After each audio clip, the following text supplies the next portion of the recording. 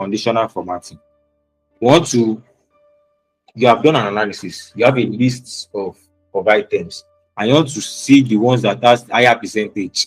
Now you want to say, okay, anyone above 20% should be green, and anyone below 20% should be red.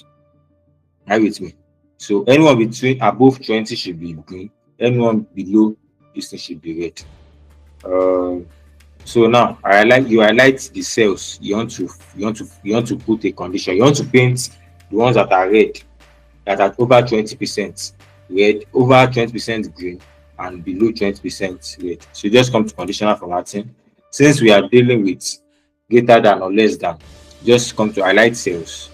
The ones that are less than many percent, less than, let's say 20%.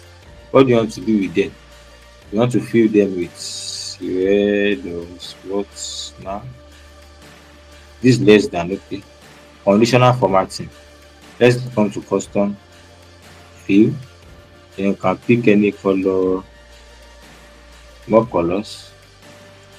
Let me pick this type of red too. Okay. But now something is wrong. Look at everything. Everything is formatted. Why? Let's come to conditional formatting. Manage use. Cells that are below 20 should be formatted. But why is it formatted? Why is everything formatted? Now this comes back to our referencing.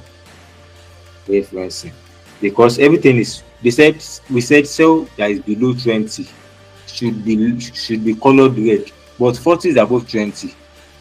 20.37 is above 20. Why are they red? So it comes down to formatting. So it is using an absolute referencing. You have to turn it to relative and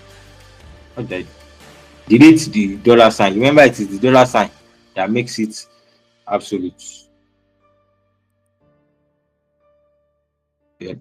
Then apply.